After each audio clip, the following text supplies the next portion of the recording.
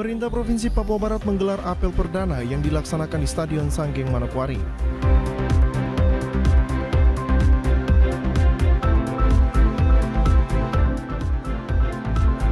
Biro Administrasi Pelaksanaan Otonomi Khusus Setda Papua Barat melaksanakan kegiatan sosialisasi Undang-Undang Otsus.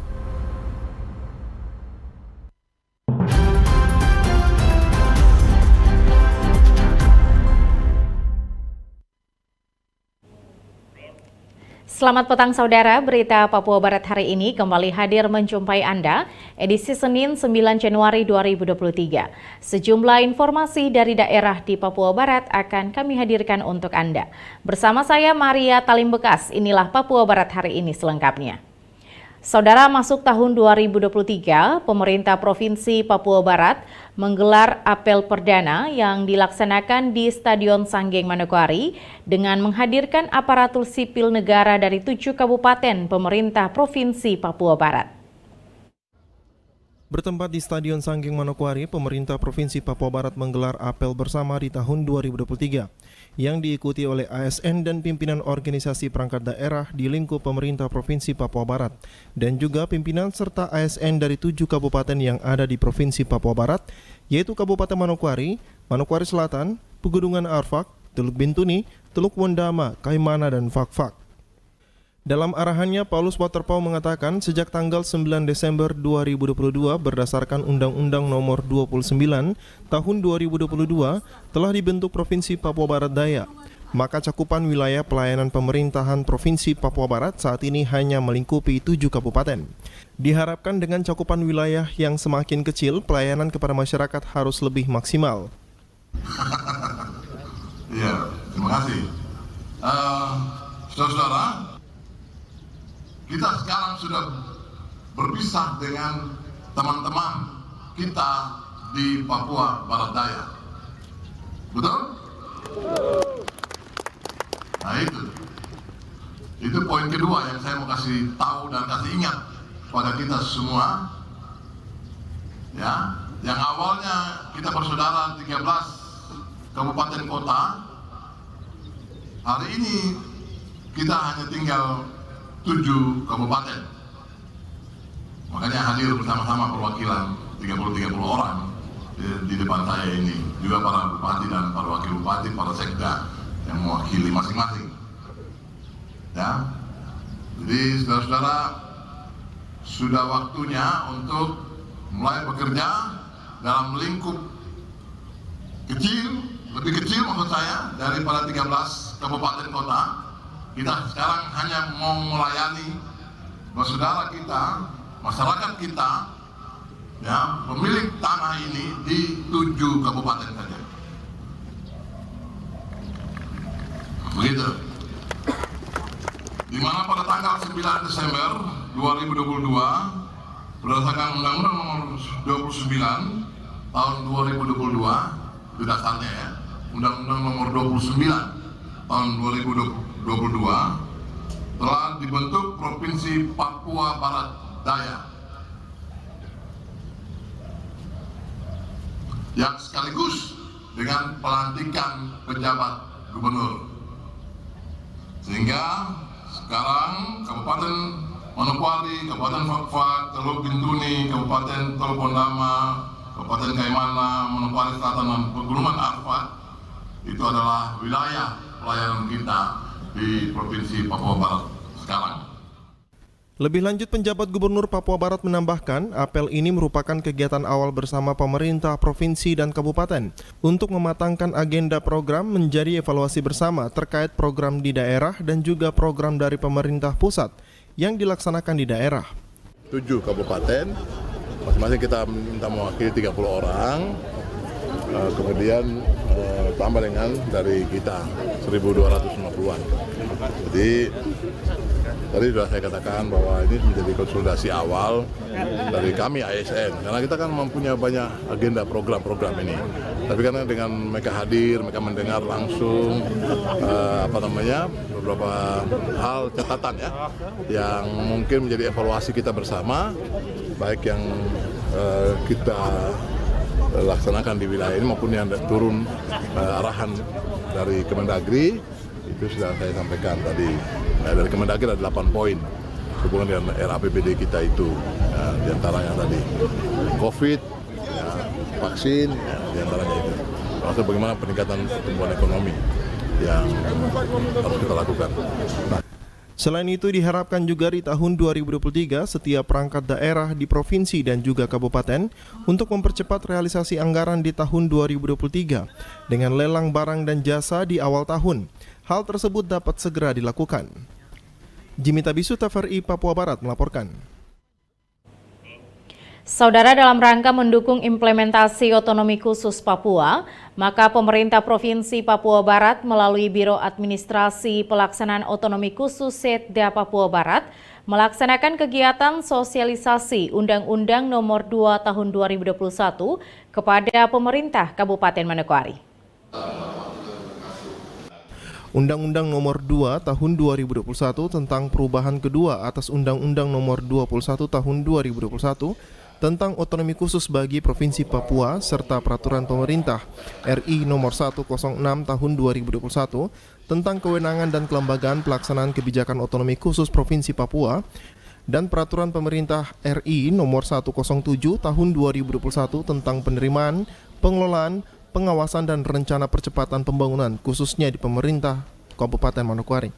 Kegiatan dibuka Bupati Manokwari yang diwakili Sekretaris Daerah Hendrik Sembiring dalam sambutannya menyampaikan sosialisasi tentang implementasi otonomi khusus Papua diharapkan adanya sinkronisasi dan sinergitas program pembangunan yang diharapkan dan mampu mengembangkan potensi daerah sebagai jawaban permasalahan yang ada di tengah-tengah masyarakat. Adanya sinkronisasi dan sinergitas antara program pembangunan yang diharapkan dan mampu mengoptimalkan pemanfaatan potensi daerah serta menjawab permasalahan dan kebutuhan masyarakat di daerah setiap tahunnya. Untuk itu, melalui forum sosialisasi. Kepala Bidang Data Monitoring dan Pelaporan Otsus Biro Otonomi Khusus Setda Papua Barat Vitalis Yumte mengatakan, sebagaimana tindak lanjut sosialisasi terhadap Undang-Undang Otsus, agar semua kabupaten kota maupun OPD-OPD di lingkungan pemerintah provinsi dapat memahami produk Otsus ini sebagai buku pintar. Implementasi dalam pelaksanaan tugas-tugas sesuai dengan fungsi masing-masing. Untuk meneruskan melakukan sosialisasi terhadap Undang-Undang Otsus Nomor 2 ini maupun peraturan pemerintah ini, agar semua, terutama kabupaten kota maupun OPD-OPD di lingkungan pemerintah provinsi dapat memahami, ya tidak hanya memahami tapi kemudian jadikan produk ini sebagai buku pintar, sebagai buku implementasi dalam pelaksanaan tugas-tugas sesuai dengan tugas dan fungsi masing-masing. Turut hadir dalam sosialisasi Otsus yang berlangsung Senin 9 Januari 2023 di kantor Bupati, Asisten 1 Setda Kabupaten Manokwari dan pimpinan organisasi perangkat daerah maupun kepala badan. Natalindo Kerwai, TVRI Papua Barat melaporkan. Sementara itu, Saudara, Vitalis Yumte menyebutkan bahwa banyak pimpinan daerah dan aparatur sipil negara di Papua Barat belum memahami secara penuh tentang otonomi khusus. Menurutnya, yang selama ini dipahami oleh kita hanyalah uang. Padahal Otsus bukan bicara tentang uang, tetapi kewenangan. Karena sesungguhnya kehadiran otonomi khusus di tanah Papua harus benar-benar dipahami pemerintah daerah hingga pimpinan-pimpinan OPD yang ada di bawahnya. Kepala Bidang Data Monitoring dan Pelaporan Otonomi Khusus Vitalis Yumte menyebutkan, saat ini yang perlu dilakukan pemerintah adalah membuat inovasi-inovasi baru.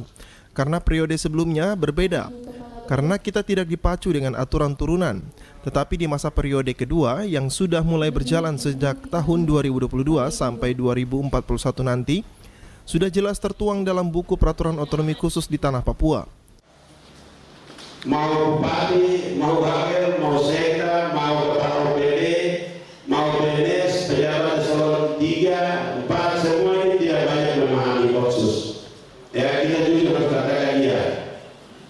Ya, yang kita pahami adalah uang. Yang orang ribut dari 20 tahun yang lalu itu uang. Padahal Otsus bukan uang. Otsus itu kewenangan. Uang itu rangsangan. Bagaimana stimulus pemerintah memberikan dukungan dengan uang ini supaya maju percepatan pembangunan. Tetapi sesungguhnya Otsus Papua maupun Aceh itu adalah kewenangan. Natalindo Kerwai, TVRI Papua Barat melaporkan. Kita beralih ke informasi lain, saudara warga binaan Lembaga Pemasyarakatan kelas 2B Sorong dibekali pelatihan pengembangan ekonomi kreatif. Pelatihan tersebut dibuka oleh penjabat Sekretaris Daerah Papua Barat dan C. Sangkek pada Sabtu 7 Januari 2023. Pelatihan pengembangan ekonomi kreatif salah satu program Lembaga Pemberdayaan Rakyat atau LPR Papua Barat yang baru pertama kalinya dilaksanakan di Lembaga Permasyarakatan kelas 2B Sorong pada Sabtu 7 Januari 2023.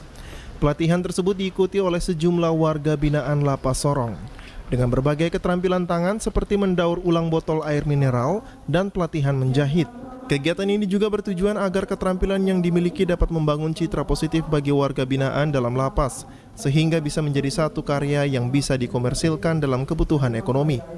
Penjabat Sekretaris Daerah Papua Barat dan C. Sangkek mengatakan, pelatihan ini sebagai motivasi bagi warga binaan di saat mereka menekuni pelatihan di dalam lapas. Tetapi saat mereka keluar dari lapas, para warga binaan ini sudah dibentuk karakter melalui pelatihan dan pengembangan ekonomi kreatif. Tanggapan pertama sekali, ini kan baik ikut mendukung dalam rangka selain secara internal mereka ini motivasi modalitas mereka ya, mereka di sini dibentuk keluar itu kan sudah punya keterampilan dan berbeda, dan itu visi ke lembaga itu di situ, lembaga pemasyarakatan. Nah itu mentalnya mereka juga harus keluar dari sini berbeda ketika mereka datang. Mereka mungkin ada banyak yang mungkin nganggur, tidak punya keterampilan, lalu akhirnya ada peluang kerja di depannya, dia tidak bisa masuk karena memang dia tidak punya keterampilan.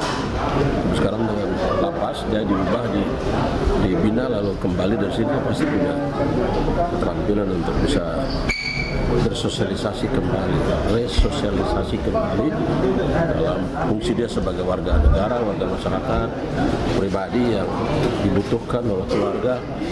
Makanya pelatihan-pelatihan sangat penting.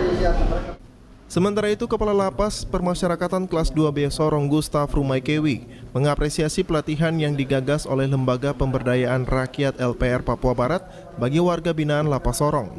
Kalapas berharap ke depan kegiatan pelatihan ini sangat bermanfaat dalam rangka pembinaan bagi warga binaan dalam lapas sehingga ke depan mereka bisa menekuninya dengan baik.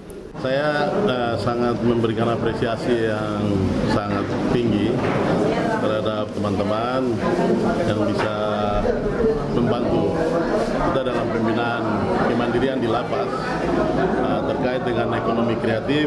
Dari segi pembiayaan sebenarnya ini lebih praktis karena menggunakan limbah pun bisa, memanfaatkan barang-barang yang tidak membutuhkan biaya yang besar, sehingga saya sangat menyampaikan terima kasih untuk teman-teman nanti ke depan dalam membantu kami untuk pembinaan di dalam lapas. Pelatihan pengembangan ekonomi kreatif atas kerjasama Lembaga Pemberdayaan Rakyat dan Pemerintah Provinsi Papua Barat akan berlangsung selama 1 bulan. Dari Sorong, Michael Jasman, TVRI Papua Barat melaporkan. Saudara mensyukuri perlindungan serta berkat dari Tuhan selama tahun 2022, keluarga besar SD Negeri 35 Sanggeng gelar ibadah syukur lepas sambut tahun 2022-2023. 1, 2, dan 3 Ibadah lepas sambut tahun 2022-2023 keluarga besar SD Negeri 35 Sanggeng berlangsung di bawah sorotan tema nasional, maka pulanglah mereka ke negerinya melalui jalan lain.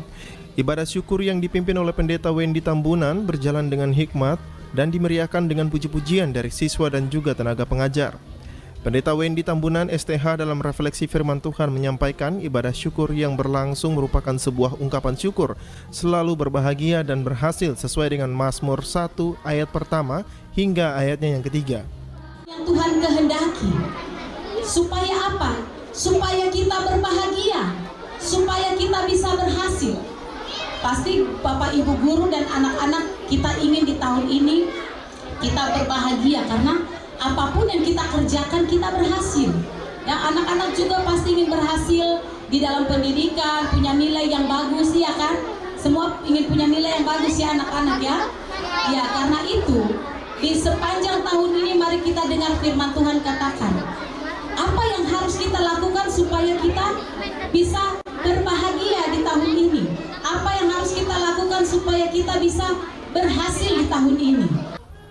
Sementara itu, Kepala Sekolah SD Negeri 35 Sanggeng dalam sambutannya berharap agar di tahun 2023 seluruh pelaksanaan tugas belajar mengajar pada SD Negeri 35 Sanggeng dapat lebih baik dari tahun 2022 lalu.